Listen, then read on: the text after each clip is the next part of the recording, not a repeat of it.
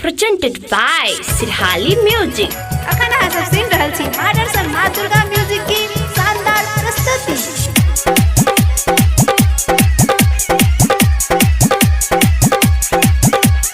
DJ good Madhubani, DJ good Madhubani, DJ good Madhubani. Singing by Gyan Yadav. कई साल से सोचने छलिए ऐ बेरे काम एलै। कई साल से सोचने छलिए ऐ बेरे काम एलै। भौजी के छोटकी बहिन होली में गाम एलै। भौजी के छोटकी बहिन होली में गाम एलै। कई साल से सोचने छलिए ऐ बेरे काम एलै। कई साल से सोचने छलिए ऐ बेरे काम एलै। भौजी के छोटकी बहिन होली में गाम एलै। भौजी के छोटकी बहिन होली में गाम एलै।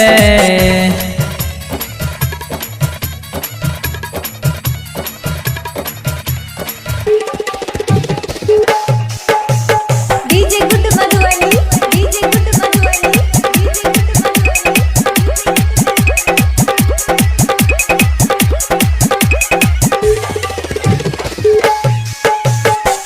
छोटे में देखने रहिए भेलै जवान रे। छोटे में देखने रहिए भेलै जवान रे। लागे जेना बछूते देखी असमान रे। लागे जेना बछूते देखी असमान रे। कई साल से सोचने छलिए ऐ बेरे काम एलै। कई साल से सोचने छलिए ऐ बेरे काम एलै। भौजी के छोटकी बहिन होली में गाम एलै। भौजी के छोटकी बहिन होली में गाम एलै।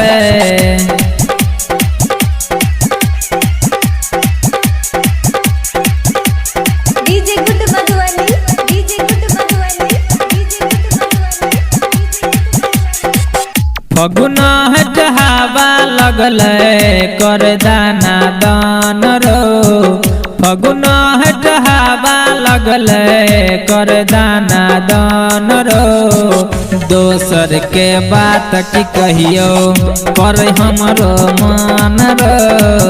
दोसर के बात की कहियो कर हमरो मान रो। कई साल से सोचने छलिए ऐ बेरा काम एलै। कई साल से सोचने छलिए ऐ बेरे काम एलै। भौजी के छोटकी बहिन होली में गाम एलै। भौजी के छोटकी बहिन होली में गाम एलै।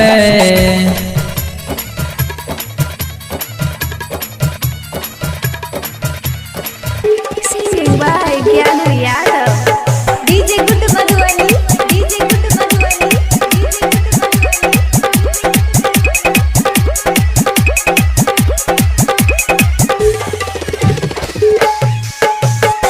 राइटर शैलेंदर के सुन ई छै पलान रो। राइटर शैलेंदर के सुन ई छै पलान रो। ज्ञानू के संगे जेबै भौजी के दलान रो। ज्ञानू के संगे जेबै भौजी के दलान रो।